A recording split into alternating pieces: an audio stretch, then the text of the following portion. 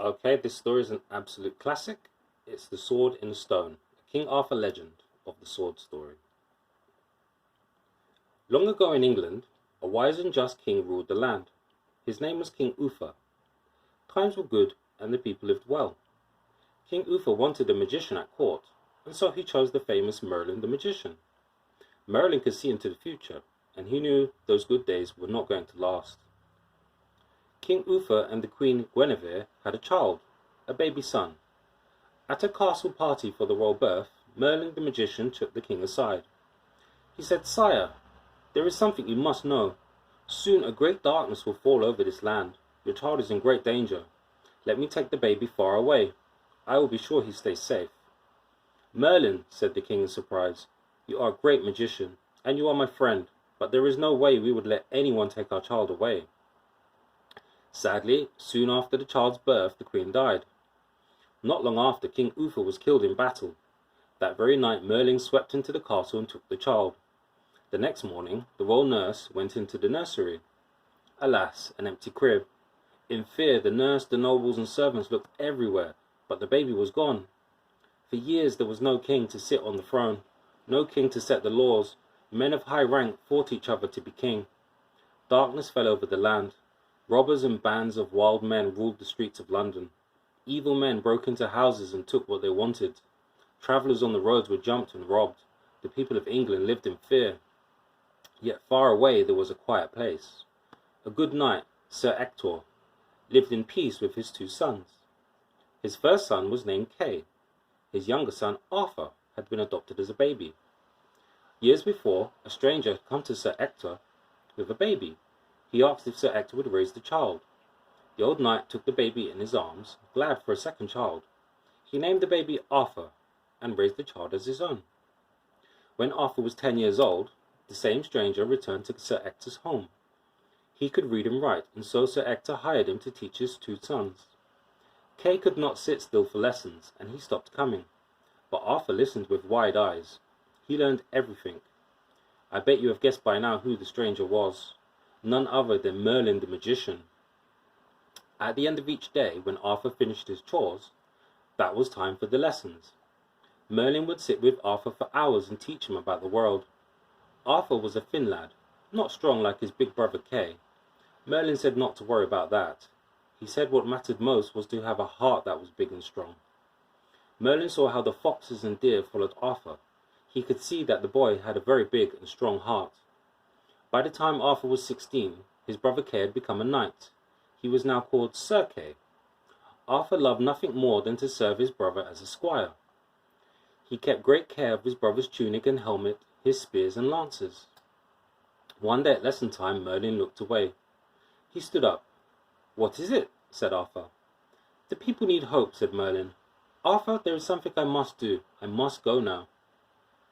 That night, when the night time was at its most dark, Merlin the Magician came to London Market Square. He stood in the middle of the square. He held both his arms high and pointed his wand to the stars. The next morning at dawn, people started to arrive at the market. There in front of them was something most odd. A block of white marble stood in the middle of the town square. Resting on the block was a giant stone the size of a very large rock.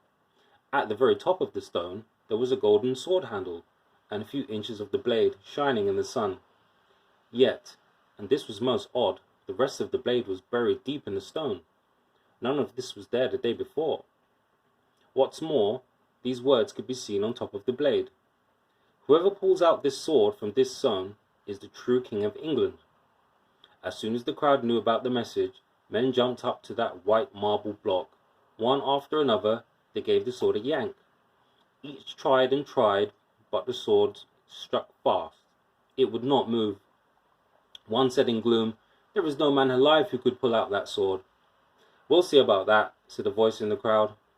The Duke of Cornwall, dressed in silks and ribbons, stepped up to the white marble block. Hear ye," he said.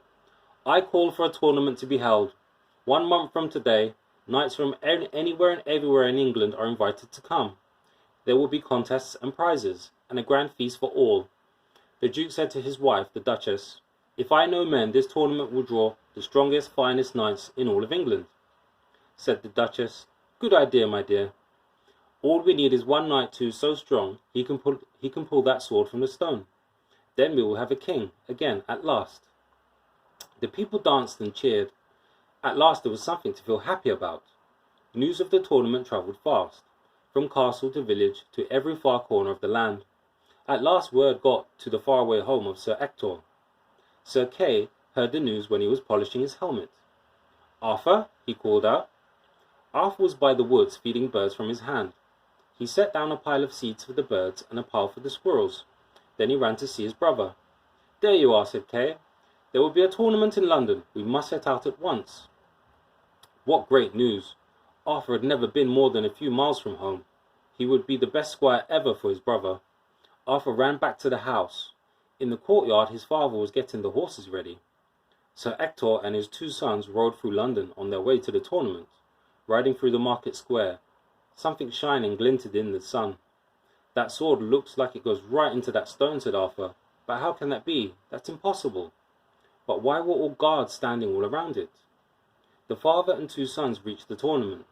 Sir Kay ran off to get in line to register. Sir Ector greeted many old friends, dukes, earls, barons, counts and countesses. Arthur sat in their tent, polishing his brother's helmet till it shone bright.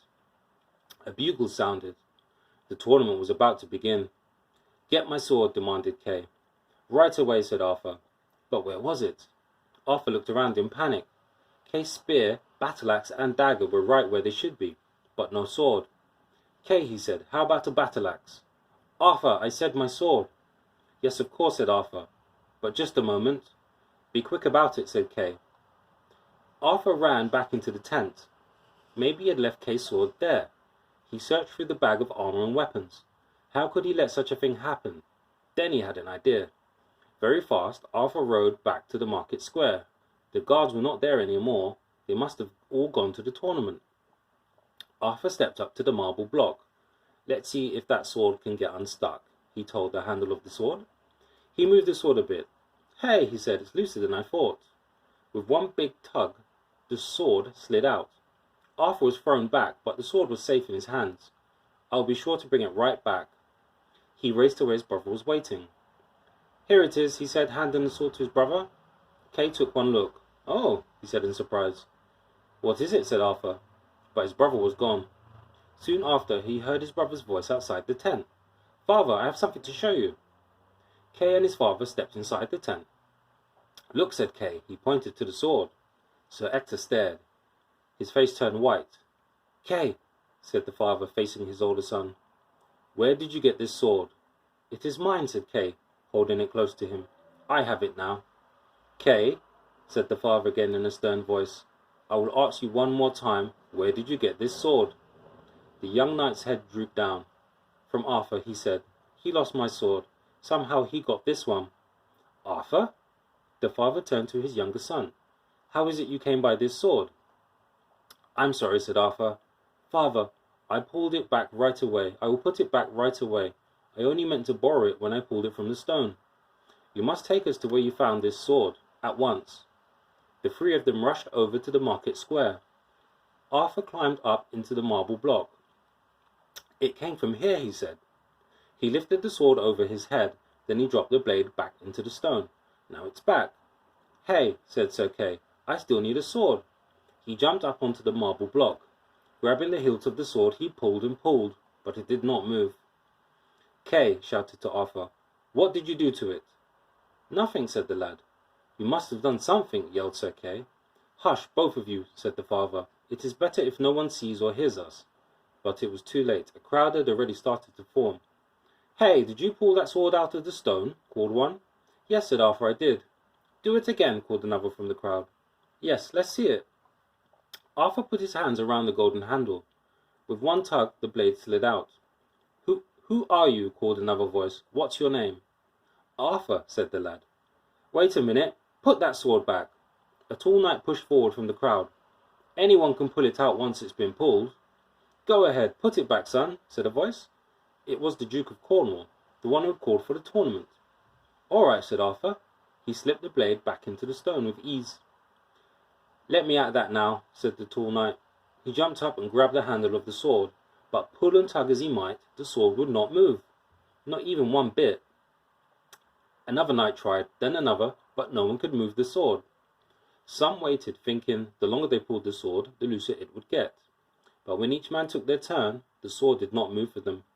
Let the lad try now, said the Duke of Cornwall. Arthur, go ahead. Arthur stepped up to the stone again. In one motion he freed the sword. This time he held it high above his head. The blade flashed in the sun. Amazed, the crowd did not know what to think. One called out at last, "He must be our new king." "We have a king," called another. "At last." "Stop," shouted the tall knight. "Do you really think this skinny boy should rule over all of us?" "Yes," said a voice. All eyes turned around. It was Merlin the Magician.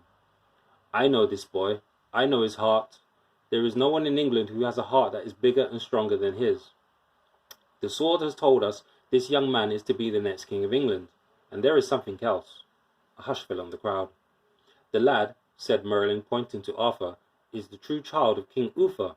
He is the missing baby." Cheers began to ring out. "Hail, King Arthur!" called someone from the crowd.